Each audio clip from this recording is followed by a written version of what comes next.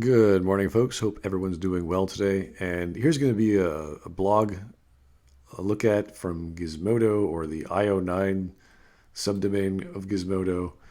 And it's by James Whitbrook. He's an off and on sort of poster. I sort of like some of his stuff, dislike others.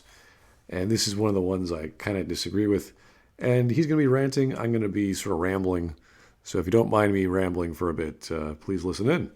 So he's talking about the fascination with canon is killing the way we value stories. And this is obviously for serialized stories or big stories with lots and lots of authors or lots of episodes. So you can say Star Trek, Star Wars, comic books, big fantasy stories like Conan, Terry Brooks stuff. So the Shannara series, Lord of the Rings, I guess. I don't think there was other than Tolkien. So any stories that's long going or been developing through the years. Star Wars would be the best example just because there's so much. And with the Disney acquisition, it decanonized a lot of it, if not all of it, and then is slowly bringing back some of the stuff they might be able to make some money off because they totally screwed up with their prequel trilogy. So let's see what he has to say. As the pop culture we love becomes increasingly dominated by vast franchises of interconnected worlds and stories, so does it become dominated by one singular question from diehard fans. Is the thing we're about to consume canon to everything else we've consumed before? That's not really a question. We sort of assume everything is canon because it has the label on it. It has the Mass Effect label. It has the Star Wars label. Why else would you be writing for that IP if someone from that IP says, okay, I'm going to give you authority to write an actual piece of canon?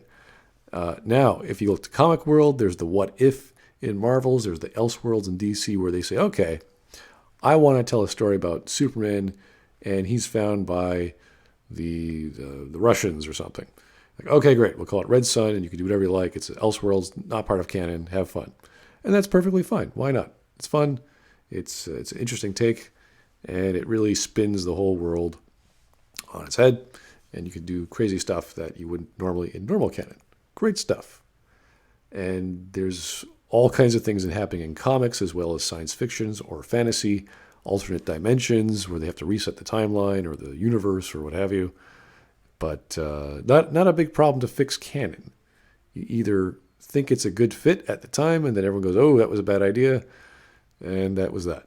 So hopefully that doesn't happen too often in comics these days, but it does quite a lot in the past.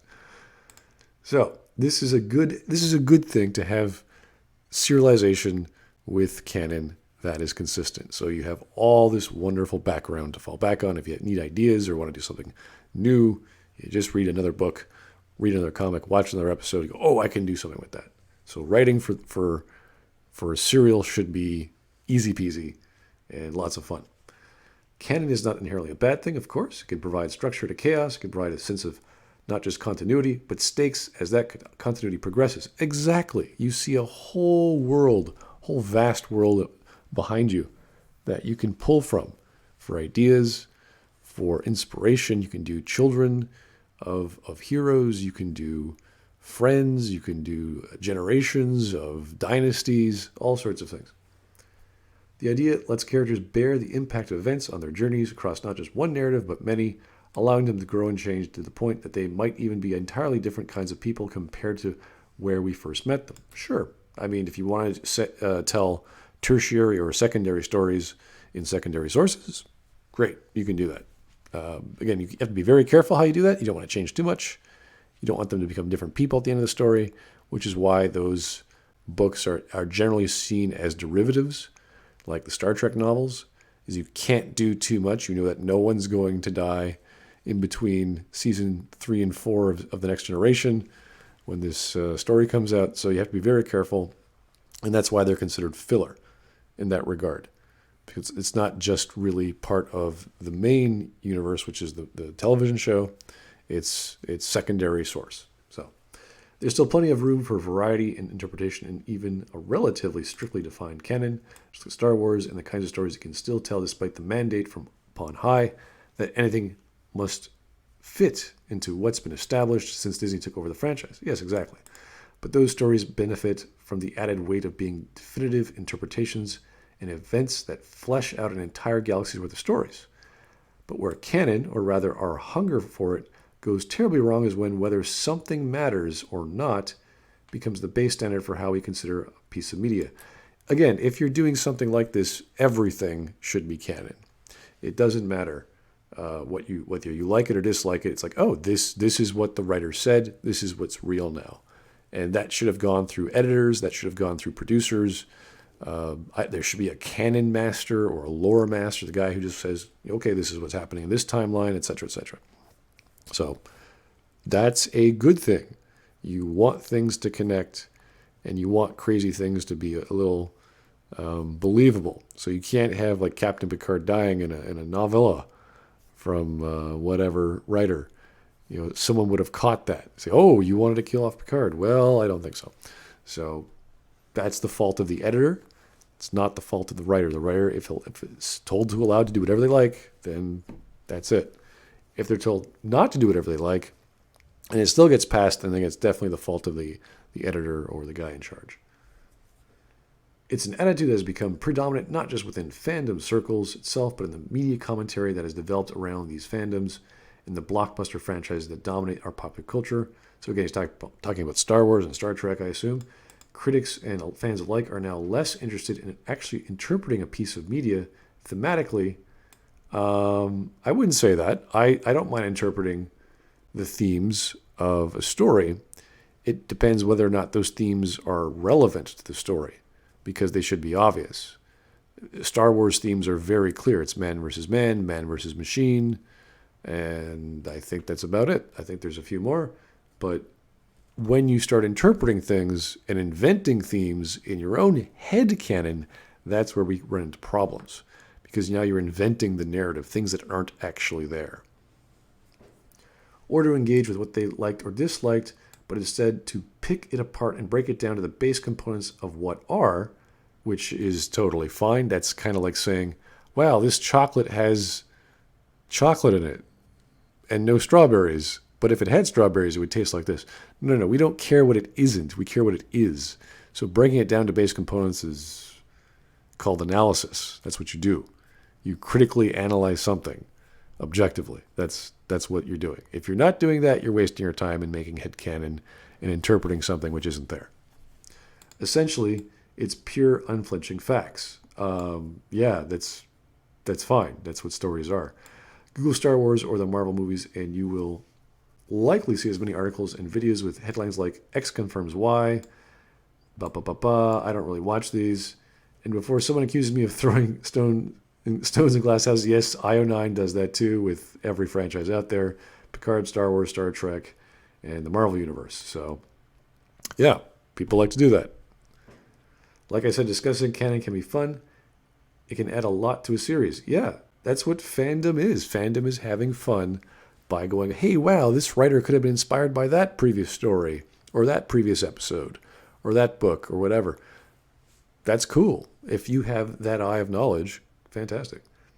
But this craving for all else, let me just this is where things go bad in this article. But this craving for it above all else is a toxic attitude. No reason why it's toxic. And even if it is toxic, why is being toxic bad? Toxic implying that it's poisonous, meaning it can travel to someone else. But if you're talking about knowledge, you want knowledge to be poisonous. You want it to be shared and spread and infecting everyone because it's the truth. It's knowledge. It's not my opinion. It's not my headcanon. It's not what I think happened. It's what actually happened. So if this is taken as an adjective to an opinion or idea, I see nothing wrong with toxicity. You're spreading the truth. Not just the way that we talk about pieces of media from a critical perspective, but in fan circles as well. And what better way to have a fan circle of people who all know the truth? Sounds good to me. The hunger for facts, above all else, leads to things like filler episode becoming a derogatory term for stories that don't advance the larger ongoing plot of a narrative or don't include some shocking new revelation that someone can add to a list. I don't see what's wrong with that. I really don't. When you look at Star Trek, it's an episodic story. There is no overarching plot. So there's no argument for that. When we look at actual stories, let's say from Japanese anime manga or manga to anime, people who read the manga know it's coming. So they see the anime, they say, oh, this is just filler episode. Why do they say that? Because it's not related to anything important. That's the same argument we have with novellas for Star Trek. You can't do anything special in them, so there's nothing worth watching. That's the general opinion. Doesn't mean it's not entertaining. Doesn't mean it's not going to be fun or interesting or have a moral or ethic to learn about. It's just not going to be what's actually real, what's going to stick to the characters. And that's why we read these stories, at least in an overarching sense for plots, because they develop a character. They develop the universe. Whether they come to a climax and they change themselves in the world, we don't know, but that's the point. And once we say, okay, Locutus of Borg was a thing. Now we have this guy who used to be part of the Borg. What do we do after that? So that's the best of both worlds, 2-part episode. Picard gets captured, boom, he gets rescued again. And that was, again, one of probably the best parts of Star Trek or The Next Generation was this cliffhanger episode and the great writing therein. And then I think immediately after they had an episode where Star Trek or where Picard goes back to France and he has this sort of denouement or life goes on episode where he starts crying with his family. What happened to him? And then we go back to episodic storytelling. So essentially, that's the third part of the best of both worlds, the fallout of that episode. And I will always argue this, that Star Trek specially needed more overarching stories or 2 or 3 parts or 4 parts. That's why I love Star Trek Enterprise with their Xindi arc, which was, I think, at least 4 or 5. And that it gets you more involved. The more plot there is, the longer it stretches out, the more interest there is in general, because you want to know what happens next. Where is this going? What's going to happen to the world? What's going to happen to the characters? And unfortunately, with stories like Star Trek, the characters don't change too much. It's more or less these events change the world around them. The best we could say is Deanna Troi might have a relationship differently than someone else, like with Worf. It's like, she's into Worf for a few episodes, and then it sort of goes away. So there's not too much continuity in episodic storytelling. And that's why when we get an actual book or a manga that has it, you're like, oh, this is what matters. Naruto is going to grow up to be a great hero, and all these filler episodes are just for fun. So that's why we see them not as important. They're not as interesting. They're not as potent. They're not going to stick. They're just for fun. It predicates the gatekeeping act of being a fan that is built on how much you know about a thing over whether you actually enjoy that thing or not. Again, nothing wrong with that. There's nothing wrong with enjoying your fandom and going, oh, now the authors are doing something that isn't going to stick, or I can tell is not going to have too much value to it. Maybe the side characters or the NPCs or whatever you want to call the characters that are involved in those filler episodes, they might die, they might change, but it's never going to be the heroes that we know. It's an attitude that in turn feeds the equally unruly and constantly growing spoiler culture, because a fandom that values pure details above all else puts weight in the knowledge of those details. And why wouldn't they? That's like saying, oh, I can't enjoy this book anymore because someone else read what's happening after. That's why we have spoiler culture. We have people who don't want to hear spoilers because they want to experience the good stuff. They want to experience firsthand. There's nothing wrong with that. It's like buying a book before someone else and saying, okay, I'm not going to share any details, but it's really good. So they're expecting something to be good because, gee, I don't know, they both read the same book, or you both read the same stories. Kind of hard to avoid that, but the need robs discussions. No, it doesn't. About the stories we get of nuance and interpretation. It really doesn't. You could interpret the stories any way you like. Doesn't mean you're going to be accurate. Doesn't mean you're going to be correct, but you could enjoy it for whatever it's worth to you. I see nothing wrong with that. It's when people tell other people, oh, you're wrong because I see it differently. It's like, well, no. Stories are, in fact, a series of facts that you can observe. So, no. Because who cares what you think happened when there's an answer from the Word of God to that question you might have had? And by Word of God, they mean the writer, but the writer gave us the tablets, right? Moses came down from his his writer's desk and gave us the books, and we read them, and that's what actually happened. So whether it's from Word of God is kind of irrelevant. What matters is the tablets, the book, the primary source, the prima facie, the thing that is there, the facts. And you can interpret the facts any way you want. No one's saying you can't. No one's saying you can't enjoy it. But you can't disregard the facts. And more sinisterly, as if this is a bad thing, this guy is thinking this is horrific. Beyond the way it shapes our discourse, it's a craving that further enmeshes our love of a world, not the world itself. I don't see why not. But to the masters beyond that world. No, we don't care. We do not care what the intentions of the author was. We'd like to hear their creative understanding of how they came to those conclusions, but we care about the conclusions. We care about the actual thing that happens on the screen, in the book, on the page. I don't care. I don't care what Rian Johnson has to say of how he screwed up his movie and how much he loved it. I don't care about how stupid J.J. Abrams is and how he screwed up his movie series. I don't. I really don't.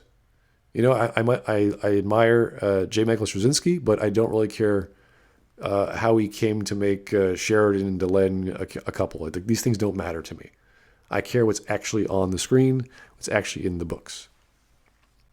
To twist a lit crit turn of phrase, there cannot be the death of the author if the author's got their own fandom wiki. Absolute nonsense. In fact, the whole point of continuity is that the author doesn't matter.